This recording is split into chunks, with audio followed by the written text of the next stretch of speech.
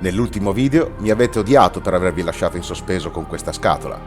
Finalmente è arrivato il momento di guardarci dentro e scoprire cosa contiene. Lo so che già immaginate una nuova colonia di formiche, ma sì, ci sono cascato di nuovo. Ho acquistato una nuova colonia di formiche, una specie che desideravo allevare personalmente da parecchio tempo.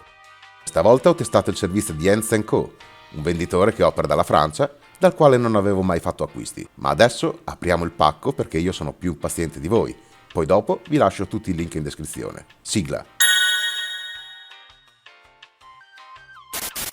Le 6 tonnellate di giornali per l'imballaggio servono a proteggere la provetta che Ants & Co mi ha inviato.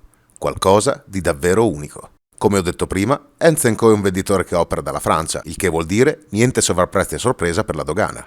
Sono 2 gli articoli contenuti nella scatola. Quello più grande è un setup da montare, formato da lastre di plexiglass e un coperchio provvisto di rete. Del perché me ne sono procurato uno ne parleremo dopo. Il secondo invece, quello che ritengo decisamente il pezzo forte, è ovviamente una provetta. Nell'ultimo video del 2022 avevo menzionato i nuovi propositi per il nuovo anno.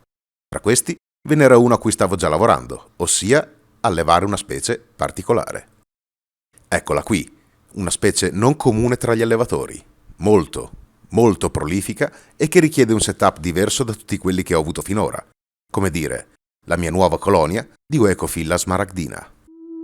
Una specie che definirei davvero splendida. Io personalmente adoro la colorazione particolare che contraddistingue l'argina e da cui prende il nome la specie. I colori dell'argina sono meravigliosi e la tonalità marrone-arancio vivo delle operaie non è da meno. Questa colonia in particolare è asiatica, ma dovete sapere che le Oecophila smaragdina provenienti dall'Australia hanno delle operaie completamente diverse da queste. Colonie asiatiche hanno questo colore marroncino vivissimo, quelle australiane invece tengono ancora più fede al loro epiteto specifico, visto che hanno la testa e il gastro verdi e il torace di un colore giallo chiaro. Queste sono le primissime immagini che ho girato il giorno in cui sono arrivate. Io sembravo un bambino la mattina di Natale. Ho aspettato alcuni minuti in modo che potessero abituarsi alla luce. Erano un po' lente e infreddolite. Ho utilizzato il metodo di spedizione più veloce e in 48 ore sono arrivate. Almeno non ho trovato morte in provetta. Trattandosi di una piccola colonia che ha affrontato un viaggio, ho subito pensato che fornire del cibo sarebbe stata una buona idea e così ho fatto. Un piccolo pezzo di blatta e qualche goccia di acqua zuccherata.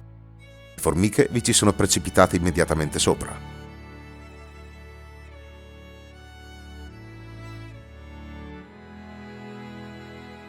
La giovane colonia conta una decina di operaie nanitiche e la regina, verde, splendida, di circa 22 mm. La covata al momento è composta da qualche grossa larva e un piccolo gruppetto di uova sparse un po' in giro.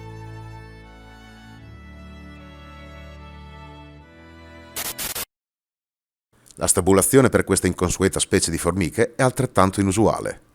Il setup che ho ricevuto è molto bello, una scatola di plexiglass di 20 x 20 cm e alta 35, con delle asole per attaccare le provette con l'ausilio di alcune fascette. Purtroppo è troppo grande per l'incubatrice che sto utilizzando e al momento non posso modificarla. La terrò da parte per il prossimo futuro. Nel frattempo dovrò accontentarmi di questo accrocco che ho preparato il giorno successivo al loro arrivo. Serve benissimo allo scopo. Questo è un vecchio supporto che usavo decenni fa, quando facevo modellismo, chiamato comunemente terza mano. Sarà il setup iniziale per il mio allevamento di Oecophila smaragdina. Utilizzo avanzi di plexiglass dei miei vecchi formicai per creare 2 piccole piattaforme che posso utilizzare per fornire cibo e per fare delle belle riprese.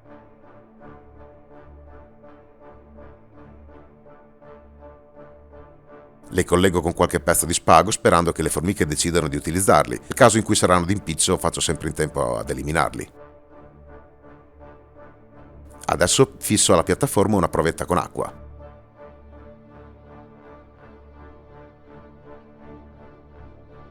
Poi passo un po' di antifuga sull'asta centrale del supporto per evitare di trovarmi le formiche in giro per l'incubatrice.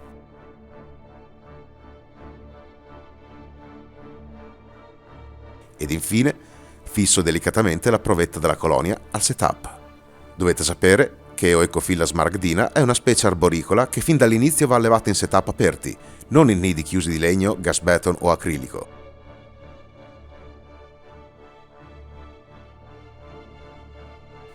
È ora di aprire la provetta. Ci sono già 2 operaie pronte ad uscire. Qui terminano le riprese che riguardano i primi giorni. Le immagini che seguiranno sono state girate in un momento posteriore, visto che il loro primo mese ho cercato di ridurre al minimo le interazioni limitandomi a nutrirle, a fare qualche controllo e girare qualche breve filmato. 10 giorni dopo, questo è il risultato. La regina ha deposto un grosso pacchetto di uova e la cosa mi fa pensare che si stiano adattando bene. Evidentemente tenerle tranquille, nutrirle tutti i giorni e mantenerle al caldo a circa 28 gradi con umidità controllata funziona. E la settimana successiva la situazione è questa. Molte delle uova che la regina aveva deposto al suo arrivo si sono schiuse e la provetta è piena di larve a metà stadio. Quelle che prima erano larve adesso sono tutte pupe, nude. Diversamente da Polyrhachis dives o Ecophylla smaragdina, usa la seta delle larve solo per la costruzione del nido.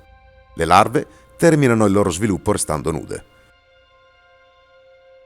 Nella provetta potete notare 2 piccoli fori. Per poter allevare questa specie serve che ci sia dell'umidità, ma che allo stesso tempo l'ambiente sia ventilato. Il ricircolo d'aria è davvero essenziale, poiché questa specie porta le prede nel nido e le tiene a disposizione delle larve per diversi giorni. Avanzi di cibo, caldo e umidità, un trio di fattori che mette in moto il processo di crescita di alcune muffe praticamente inarrestabili.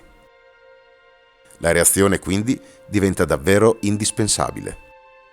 In questi ultimi giorni, nei quali mi sono limitato a fornire loro del cibo, le operaie hanno già costruito, con la seta delle loro larve, delle paratie all'ingresso della provetta.